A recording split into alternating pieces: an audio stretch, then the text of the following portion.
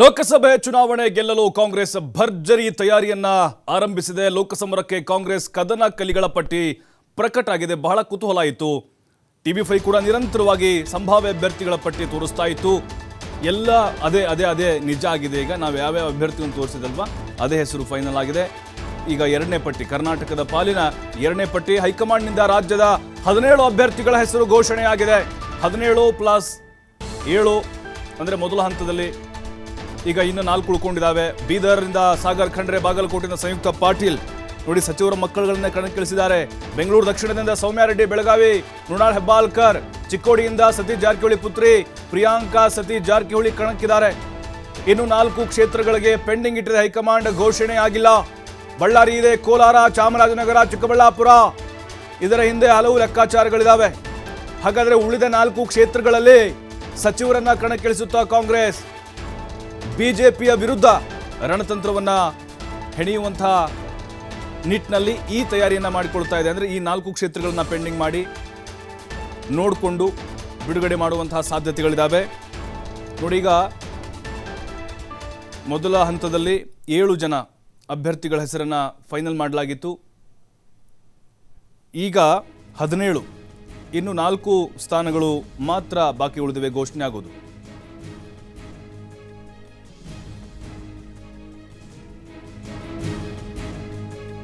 ಈ ಬಾರಿ ಕಾಂಗ್ರೆಸ್ ನೋಡಿ ಹೊಸ ಮುಖಗಳಿಗೆ ಮಣೆ ಹಾಕಿದೆ. 6 ಜನ ಸಚಿವರ ಕುಟುಂಬಸ್ಥರಿಗೆ ಮಣೆ ಹಾಕಲಾಗಿದೆ. 5 ಜನ ಮಹಿಳೆಯರಿಗೆ ಮಣೆ ಹಾಕಿದೆ. ನೋಡಿ, ಮೋಸ್ಟ್ಲಿ ಇದು ಒಂದು ಹಿಸ್ಟ್ರಿ ಆಗ್ಬೋದು. ಈ ಬಾರಿ ಲೋಕಸಭೆ ಚುನಾವಣೆಯಲ್ಲಿ ಕಾಂಗ್ರೆಸ್ ಹೆಚ್ಚಿನ ಮಹಿಳಾ ಮಣಿಗಳಿಗೆ ಆದ್ಯತೆಯನ್ನ ಕೊಟ್ಟಿದೆ. 5 ಜನ ಮಹಿಳೆಯರಿಗೆ ನೋಡ್ತಾ ಇದ್ದೀವಿ. ಪ್ರಭಾ ಮಲ್ಲಿಕಾರ್ಜುನ್, ಇವ್ರು ಗೊತ್ತಿದೆ, SS ಮಲ್ಲಿಕಾರ್ಜುನ್ ಸಚಿವರಿದಾರಲ್ಲ ಅವರ ಧರ್ಮಪತ್ನಿ. ಶಾಮನೂರು ಶಿವಶಂಕರಪ್ಪ ಇದಾರಲ್ಲ ಅವರ ಸೊಸೆ, ವೃತ್ತಿಯಲ್ಲಿ ವೈದ್ಯರಾಗಿದ್ದಾರೆ.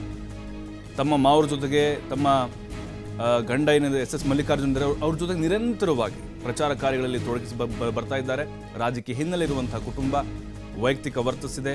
ದಾವಣಗೆರೆಯಲ್ಲಿ ಈ ಬಾರಿ ಬೀಗರ ಕಾಳಗ. GM ಸಿದ್ದೇಶ್ವರ್ ಪತ್ನಿ, ಅಲ್ಲಿ ಕೂಡ ನೋಡಿ ಮಹಿಳಾ ಮಣಿಗಳ ಗುದ್ದಾಟ ಈ ಬಾರಿ.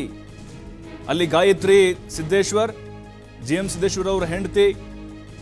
ಇಲ್ಲಿ ಪ್ರಭಾ ಮಲ್ಲಿಕಾರ್ಜುನ್, SS ಮಲ್ಲಿಕಾರ್ಜುನ್ ಅವರ ಹೆಂಡತಿ. ಇಬ್ರು ಮಹಿಳಾ ಮಣಿಗಳು ಅಖಾಡದಲ್ಲಿದ್ದಾರೆ. ಬೇರೆಲ್ಲೂ ಕೂಡ ಇಲ್ಲ ಕರ್ನಾಟಕದಲ್ಲಿ.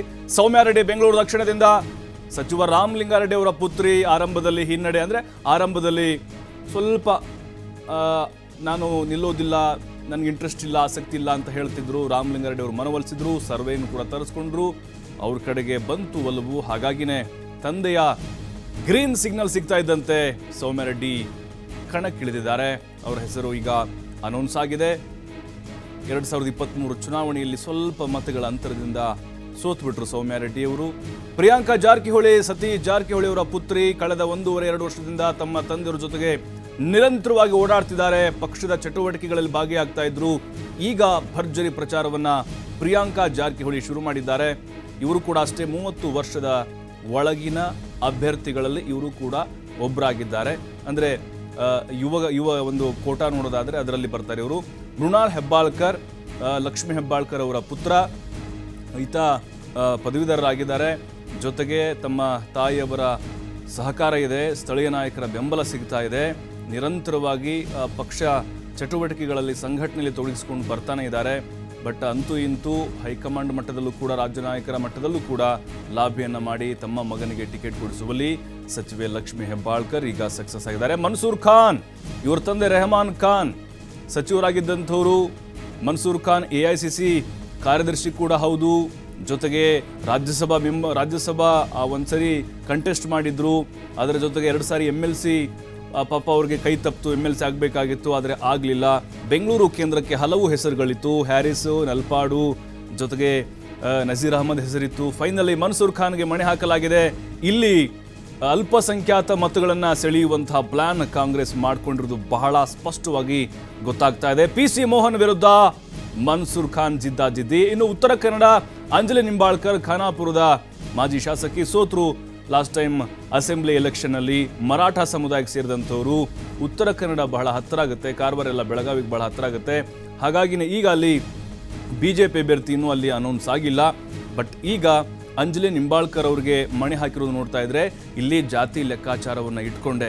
BN ಚಂದ್ರಪ್ಪ ಚಿತ್ರದುರ್ಗ, ಇದು SC ಮೀಸಲು ಕ್ಷೇತ್ರ. ಇದು BN ಚಂದ್ರಪ್ಪ ಆಲ್ರೆಡಿ ಸಂಸದರಾಗಿ ಹಿಂದೆ ಆಯ್ಕೆಯಾಗಿದ್ರು. ಅವರು ಹೊರಗಿನವರು ಅವ್ರಿಗೆ ಟಿಕೆಟ್ ಕೊಡಬಾರ್ದು ಅಂತ ಸ್ಥಳೀಯವಾಗಿ ಕೆಲವೊಂದಿಷ್ಟು ವಿರೋಧಗಳು ವ್ಯಕ್ತವಾದವು. ಫೈನಲಿ ಅವ್ರಿಗೆ ಮಣೆ ಹಾಕಿದ್ದಾರೆ. KPCCಯ ಕಾರ್ಯದರ್ಶಿ ಕೂಡ ಆಗಿದ್ದಾರೆ, ಹಾಗೆ ಕೆಲಸವನ್ನು ನಿರ್ವಹಿಸಿದ್ದಾರೆ. ಅದರ ಜೊತೆಗೆ ಸ್ಥಳೀಯವಾಗಿ ತಮ್ಮದೇ ಆದಂಥ ಒಂದು ಹಿಡಿತವನ್ನು ಹೊಂದಿದ್ದಾರೆ BN ಚಂದ್ರಪ್ಪ. ಫೈನಲಿ ಈಗ ಅವರಿಗೆ ಮಣೆ ಹಾಕಲಾಗಿದೆ. ಇನ್ನು ಚಿತ್ರದುರ್ಗದಿಂದ BJPಯಿಂದ ಅನೌನ್ಸ್ ಆಗಿಲ್ಲ, ಬಟ್ ನೋಡ್ಬೇಕೇನಾಗುತ್ತೆ ಅಂತ. ರಾಜಶೇಖರ್ ಹಿಟ್ನಾಳ್ ಕೊಪ್ಪಳ ನೋಡಿ ಮತ್ತೊಮ್ಮೆ ಕಂಟೆಸ್ಟ್ ಮಾಡ್ತಿದ್ದಾರೆ. ಕಳೆದ ಬಾರಿ 30,000 ಮತಗಳ ಅಂತರದಿಂದ ಸೋತಿದ್ರು ಕರಡಿ ಸಂಗಣ್ಣ ವಿರುದ್ಧ. ಅವರ ತಂದೆ ಕೂಡ ರಾಜಕೀಯ ಹಿನ್ನೆಲೆ ಇದ್ದಂಥವರು. ನಿರಂತರವಾಗಿ ಕರಡಿ ವರ್ಸಸ್ ಹಿಟ್ನಾಳ್ ಫ್ಯಾಮಿಲಿ ಈ ಲೋಕಸಭಾ ಚುನಾವಣೆಯಲ್ಲಿ ಫೈಟ್ ಮಾಡ್ತಾ ಬರ್ತಾನೆ ಇದೆ. ಬಟ್ ಈ ಬಾರಿ ಗೆಲುವಿನ ವಿಶ್ವಾಸದಲ್ಲಿ ರಾಜಶೇಖರ್ ಹಿಟ್ನಾಳ್ ಇದ್ದಾರೆ.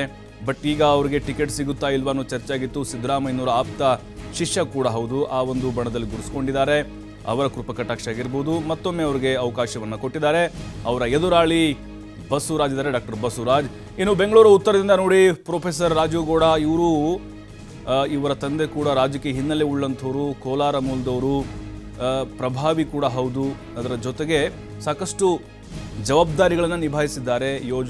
ರಾಜ್ಯ ಯೋಜನಾ ಆಯೋಗದ ಉಪಾಧ್ಯಕ್ಷರು ಕೂಡ ರಾಜೀವ್ ಗೌಡ ಅವರಾಗಿದ್ದಾರೆ. ಸಾಕಷ್ಟು ಇಲಾಖೆಗಳಲ್ಲಿ ಕೆಲಸವನ್ನು ಮಾಡಿದ್ದಾರೆ. ಸಾಮಾಜಿಕ ಕೆಲಸಗಳು ನಿರಂತರವಾಗಿ ಮಾಡ್ತಾ ಬರ್ತಾ ಇದ್ದಾರೆ. ಬೆಂಗಳೂರು ಉತ್ತರ ಒಕ್ಕಲಿಗರ ಭದ್ರಕೋಟೆ, ಹಾಗಾಗಿ ಪ್ರೊಫೆಸರ್ ರಾಜೀವ್ ಗೌಡಗೆ ಮಣೆ ಹಾಕಲಾಗಿದೆ. ಶೋಭಾ ಕರಂದ್ಲಾಜೆ ವಿರುದ್ಧ ಅವರೀಗ. ಇನ್ನು ಕಲಬುರಗಿಯಿಂದ ರಾಧಾಕೃಷ್ಣ ದೊಡ್ಡಮನೆ, ಇವರು AICC ಅಧ್ಯಕ್ಷ ಮಲ್ಲಿಕಾರ್ಜುನ ಖರ್ಗೆ ಅವರ ಅಳಿಯ. ಅಲ್ಲಿ ಖರ್ಗೆ ಅವರು ನಾನು ನಿಲ್ಲಲ್ಲ ಅಂತ ಹೇಳಿದ್ರು. ಸಂಘಟನೆ ಮಾಡಬೇಕು, ಓಡಾಡಬೇಕು, ದೇಶ ತುಂಬ ಅಧ್ಯಕ್ಷ ಆಗಿದ್ದೀನಿ ಅನ್ನುವಂಥ ಕಾರಣಕ್ಕೆ ಅವರು ನಿಂತ್ಕೊಳ್ಳಿಲ್ಲ. ಉಮೇಶ್ ಜಾಧವ್ ವಿರುದ್ಧ ರಾಧಾಕೃಷ್ಣ ಅವ್ರನ್ನ ಕಣಕ್ಕಿಳಿಸಲಾಗಿದೆ. ಅವರ ಮಾವನವರ ಆಶೀರ್ವಾದ, ಪ್ರಿಯಾಂಕ್ ಖರ್ಗೆ ಅವರು ಸಹಕಾರ ಇರುತ್ತೆ. ಇನ್ನು ರಾಯಚೂರಿನಿಂದ ಕುಮಾರ್ ನಾಯಕ್ ನಿವೃತ್ತ IAS ಅಧಿಕಾರಿ, DC ಆಗಿದ್ರು. ಅದೇ ರಾಯಚೂರಿನ DC ಆಗಿದ್ರು. ಸಾಕಷ್ಟು ಜವಾಬ್ದಾರಿಗಳನ್ನು ಸರ್ಕಾರಿ ಇಲಾಖೆಗಳಲ್ಲಿ ಕೆಲಸ ಮಾಡಿದಂಥ ಅನುಭವ ಇದೆ. ಕಳೆದ ಬಾರಿನ ಸ್ಪರ್ಧೆ ಮಾಡಬೇಕಾಗಿತ್ತು, ಆದರೆ ಅವರಿಗೆ ಅವಕಾಶ ಸಿಕ್ಕಿರಲಿಲ್ಲ. ತಮ್ಮ ಒಂದು ಸೇವೆ ಮುಗಿದ ಮೇಲೆ ರಾಜಕಾರಣಕ್ಕೆ ಧುಮುಕಿದ್ರು, ಕಾಂಗ್ರೆಸ್ ಸೇರ್ಪಡೆ ಆದರು. ಈಗ ಕುಮಾರ್ ನಾಯಕ್ ಏನಿದ್ದಾರೆ ಅವರು ಕಾಂಗ್ರೆಸ್ನ ಅಭ್ಯರ್ಥಿಯಾಗಿದ್ದಾರೆ. ಬೀದರ್ನಿಂದ ಸಾಗರ್ ಖಂಡ್ರೆ, ಯಂಗ್ ಲೀಡರ್ ಸಾಗರ್ ಖಂಡ್ರೆ, ಈಶ್ವರ್ ಖಂಡ್ರೆ ಅವ್ರ ಮಗ. ಇವರು ಕೂಡ ಸಂಘಟನೆಯಲ್ಲಿ ತೊಡಗಿಸಿಕೊಂಡಿದ್ದಾರೆ. ತಮ್ಮ ತಂದೆಯವ್ರ ಜೊತೆಗೆ ಓಡಾಡ್ತಾನೆ ನಿರಂತರವಾಗಿ ತಮ್ಮದೇ ಆದಂಥ ಯುವ ಪಡೆಯನ್ನು ಕಟ್ಕೊಂಡಿದ್ದಾರೆ. ಸಾಕಷ್ಟು ಸಮಾಜಮುಖಿ ಕೆಲಸಗಳನ್ನು ಮಾಡ್ಕೊಂಡು ಬರ್ತಾ ಇದ್ದಾರೆ ಅವರ ಕ್ಷೇತ್ರದಲ್ಲಿ. ಇದೆಲ್ಲವೂ ಕೂಡ ಚುನಾವಣಾ ಪ್ಲಾನ್ ಅನ್ನೋದು ಕೂಡ ಗೊತ್ತಿತ್ತು. ಅಲ್ಲಿ ರಾಜಶೇಖರ್ ಪಾಟೀಲ್ ಅವರಿಗೆ ಟಿಕೆಟ್ ಸಿಗುತ್ತೆ ಅಂತಿತ್ತು, ಅವರಿಗೆ ಮಣೆ ಹಾಕಲಾಗಿಲ್ಲ ಈ ಬಾರಿ. ದಕ್ಷಿಣ ಕನ್ನಡದಿಂದ ಪದ್ಮರಾಜ್ ಕಾಂಗ್ರೆಸ್ ಸೇರ್ಪಡೆ ಆದರೂ ಇವರು ಕೂಡ ಕುದ್ರೋಳಿ ದೇವಸ್ಥಾನ ಇದೆ ಅಲ್ವಾ ಮಂಗಳೂರು, ಅದರ ಕೋಶಾಧಿಕಾರಿಯಾಗಿ ಸೇವೆಯನ್ನು ಸಲ್ಲಿಸ್ತಾ ಇದ್ದಾರೆ. ಪದ್ಮರಾಜ್ ಅವರು ತಮ್ಮ ಸ್ವಂತ ಟ್ರಸ್ಟ್ ಅನ್ನು ಹೊಂದಿದ್ದಾರೆ. ಹಲವು ಸಾಮಾಜಿಕ ಕೆಲಸಗಳನ್ನು ಮಾಡ್ಕೊಂಡು ಹೋಗ್ತಾ ಇದ್ದಾರೆ. ಪದ್ಮರಾಜ್ ಈಗ ದಕ್ಷಿಣ ಕನ್ನಡದಿಂದ ಕಣಕ್ಕಿಳಿದಿದ್ದಾರೆ. ಇನ್ನು ಧಾರವಾಡದಿಂದ ವಿನೋದ್ ಅಸೂಟಿ 2018ರಲ್ಲಿ ನವಲಗುಂದಲ್ಲಿ ಸ್ಪರ್ಧೆ ಮಾಡಿದ್ರು, ಸೋತ್ರು. Navalgund last time Konareddy ticket ಕೊಟ್ಟರು, ಬಂಡ ಎದ್ದಿದ್ರು. ಬಟ್ ಈಗ ಲೋಕಸಭೆ ಅವಕಾಶ ಕೊಟ್ಟಿದ್ದಾರೆ. ವಿನೋದ್ ಅಸೂಟಿ ಅವರಿಗೆ ಈ ಬಾರಿ ಪ್ರಹ್ಲಾದ್ ಜೋಶಿ ವಿರುದ್ಧ ಯುವಕನಿಗೆ ಮಣೆ ಹಾಕಲಾಗಿದೆ. ಹಾಗಾಗಿನೇ ಜಿದ್ದಾಜಿದ್ದ ಕೂಡಿರುತ್ತೆ. ಇನ್ನು ಉಡುಪಿ ಚಿಕ್ಕಮಗಳೂರು ಜಯಪ್ರಕಾಶ್ ಹೆಗಡೆ ಹಿಂದುಳಿದ ಆಯೋಗದ ಅಧ್ಯಕ್ಷರಾಗಿದ್ದರು, ವರದಿ ರೆಡಿ ಮಾಡಿ ಕೊಟ್ಟಿದ್ದಾರೆ. ಈ ಹಿಂದೆನೂ ಕೂಡ ಅವರು ಸಂಸದರಾಗಿ ಆಯ್ಕೆಯಾಗಿದ್ದರು. ಜೊತೆಗೆ ಸಚಿವರಾಗಿ JH ಪಾಟೀಲ್ ಅವರು ಸರ್ಕಾರದಲ್ಲೇ ಸಚಿವರಾದಂಥ ಅನುಭವ, ಭಾಳ ಹಿರಿಯ ರಾಜಕಾರಣಿ ಹೌದು, ಸಜ್ಜನ ರಾಜಕಾರಣಿ ಅಂತಲೇ ಇವ್ರನ್ನ ಕರೀತಾರೆ. ಬಟ್ ಈಗ BJPಯಲ್ಲಿದ್ದರು, ಕಾಂಗ್ರೆಸ್ ಸೇರ್ಪಡೆಗೊಂಡಿದ್ದಾರೆ. ಈಗ ಅವರಿಗೆ ಉಡುಪಿ ಚಿಕ್ಕಮಗಳೂರು ಟಿಕೆಟನ್ನು ಫೈನಲ್ ಮಾಡಲಾಗಿದೆ. ಕೋಟಾ ವರ್ಸಸ್ ಹೆಗಡೆ. ಇನ್ನು ಬಾಗಲಕೋಟೆಯಿಂದ ಸಂಯುಕ್ತ ಪಾಟೀಲ್ ಸಚಿವ ಶಿವಾನಂದ ಪಾಟೀಲ್ ಅವರ ಪುತ್ರಿ, ವೃತ್ತಿಯಲ್ಲಿ ವಕೀಲೆ, ಹೈಕೋರ್ಟ್ನ ವಕೀಲಿಯಾಗಿ ಅವರು ಸೇವೆಯನ್ನು ಸಲ್ಲಿಸ್ತಾ ಇದ್ದಾರೆ. ನಿರಂತರವಾಗಿ ಟಿಕೆಟ್ ಸಿಗುತ್ತೆ ಅನ್ನೋದು ಗೊತ್ತಾದ ಮೇಲೆ ಬಹಳ ಆಕ್ಟಿವ್ ಆಗಿ ಬಾಗಲಕೋಟೆಯಲ್ಲಿ ಓಡಾಡ್ತಿದ್ದಾರೆ. ವೀಣಾ ಕಾಶ್ಯಪ್ನವರು ಬಹಳ ಆಸೆ ಇಟ್ಕೊಂಡಿದ್ರು, ಅವರ ಆಸೆಗೆ ತಣ್ಣೀರೇರಿಸಿದಂಗೆ ಆಯಿತು. ಬಟ್ ಈಗ ಸಂಯುಕ್ತ ಪಾಟೀಲ್ ಇನ್ನೂ ಯಂಗ್ ಇದ್ದಾರೆ, ಹಾಗಾಗಿ ಅವ್ರಿಗೆ ಮಣೆ ಹಾಕಿದ್ದಾರೆ. ಮೈಸೂರು ಕೊಡಗಿನಿಂದ ನಿರೀಕ್ಷೆಯಂತೆ ಲಕ್ಷ್ಮಣ್ ನೋಡಿ, ಲಕ್ಷ್ಮಣ್ ಅಂತಂದರೆ ಕಾಂಗ್ರೆಸ್ನ ಒಂದು ಫೈರ್ ಬ್ರ್ಯಾಂಡ್ ಅಂತ ಹೇಳ್ಬೋದು. ಏನೇ ಹಗರಣಗಳಾದರೂ ಅವರು ಮೊದಲಿಗೆ ಪ್ರೆಸ್ ಮೀಟ್ ಮಾಡಿ ಅದಕ್ಕೆ ಸ್ಪಷ್ಟನೆ ಕೊಡೋದು, ಅಥವಾ BJP ನಾಯಕರ ವಿರುದ್ಧ ಹರಿಹಾಯ್ದಂಥದ್ದು ಲಕ್ಷ್ಮಣ್ ಅಂತ ಹೇಳ್ಬೋದು. ಈಗ ಒಡೆಯರ್ ವರ್ಸಸ್ ಲಕ್ಷ್ಮಣ್ ಫೈಟ್ ಜಿದ್ದಾಜಿದ್ದಿಂದ ಕೂಡಿರುತ್ತೆ. ನಾವು ನೋಡ್ತಾ ಇದ್ದೀವಿ, ಲಿಸ್ಟ್ ನೋಡ್ತಾ ಇದ್ದೀವಿ. 17 ಜನ ಅಭ್ಯರ್ಥಿಗಳ ಹೆಸರನ್ನು ಫೈನಲ್ ಮಾಡಿದ್ದಾರೆ, 4 ಮಾತ್ರ ಬಾಕಿ ಉಳಿಸ್ಕೊಂಡಿದ್ದಾರೆ. ಅಳೆದು ತೂಗಿ ಅನ್ನೋದಕ್ಕಿಂತ ಗೆಲುವಿನ ಲೆಕ್ಕಾಚಾರವನ್ನು ಹಾಕ್ಕೊಂಡೆ ಅವಕಾಶವನ್ನು ಕೊಡಲಾಗಿದೆ. ನೋಡಿ ವರ್ಸಸ್ ನೋಡ್ತಾ ಇದ್ದೀರಿ. ಮೈಸೂರು ಕೊಡಗು ಯದುವೀರ್ ಒಡೆಯರ್ ವರ್ಸಸ್ ಎಂ ಲಕ್ಷ್ಮಣ್ ಜಿದ್ದಾಜಿದ್ದಿಯ ಕಣ. ಬೆಂಗಳೂರು ದಕ್ಷಿಣ ತೇಜಸ್ವಿ ಸೂರ್ಯ ವರ್ಸಸ್ ಸೌಮ್ಯ ರೆಡ್ಡಿ. ಇವೆಲ್ಲವನ್ನ ನೋಡ್ತಾ ಇದ್ರೆ ಈ ಬಾರಿಯ ಹೈ ವೋಲ್ಟೇಜ್ ಫೈಟ್ ಖಂಡಿತವಾಗಿ ನಡೆಯುತ್ತೆ. ಬೆಂಗಳೂರು ಉತ್ತರ ಶೋಭಾ ಕರಂದ್ಲಾಜೆ ವರ್ಸಸ್ ಪ್ರೊಫೆಸರ್ ರಾಜೀವ್ ಗೌಡ ಒಕ್ಕಲಿಗರ ಭದ್ರಕೋಟೆಯನ್ನು ಭೇದಿಸೋರು. ಬೆಂಗಳೂರು ಕೇಂದ್ರದಿಂದ ಹಾಲಿ ಸಂಸದ PC ಮೋಹನ್ ವರ್ಸಸ್ ಮನ್ಸೂರ್ ಖಾನ್ ನಡುವೆ ಒಂದು ಕಾಳಗ ನಡೆಯುತ್ತೆ ಈ ಬಾರಿ. ಹಾವೇರಿಯಿಂದ ಮಾಜಿ ಮುಖ್ಯಮಂತ್ರಿ ಬಸವರಾಜ ಬೊಮ್ಮಾಯಿ ವರ್ಸಸ್ ಕಾಂಗ್ರೆಸ್ನಿಂದ ಆನಂದ ಸ್ವಾಮಿ ಗಡ್ಡ ದೇವರ ಮಠ ಲಿಂಗಾಯತ ಭದ್ರಕೋಟೆ. ಹೇಗಿರುತ್ತೆ ನೋಡಬೇಕು ಕದನ ಕಣ. ಇನ್ನು ಅಣ್ಣಾ ಸಾಹೇಬ್ ಜೊಲ್ಲೆ ಚಿಕ್ಕೋಡಿಯಿಂದ 2ನೇ ಬಾರಿ ಕಂಟೆಸ್ಟು ಪ್ರಿಯಾಂಕಾ ಜಾರಕಿಹೊಳಿ ಹೊಸ ಮುಖ, ಮೊದಲ ಬಾರಿಗೆ ಸ್ಪರ್ಧೆ. ಗಾಯತು ಸಿದ್ದೇಶ್ವರ್ GM ಸಿದ್ದೇಶ್ವರ್ ಹೆಂಡತಿ ವರ್ಸಸ್ ಪ್ರಭಾ ಮಲ್ಲಿಕಾರ್ಜುನ್ SS ಮಲ್ಲಿಕಾರ್ಜುನ್ ಅವರ ಧರ್ಮಪತ್ನಿ. ಇನ್ನು ಬ್ರಿಜೇಶ್ ಚೌಟ ಕ್ಯಾಪ್ಟನ್ ಬ್ರಿಜೇಶ್ ಚೌಟ ವರ್ಸಸ್ ಪದ್ಮರಾಜ್ ದಕ್ಷಿಣ ಕನ್ನಡದಲ್ಲಿ ಅಖಾಡಕ್ಕಿಳಿದಿದ್ದಾರೆ.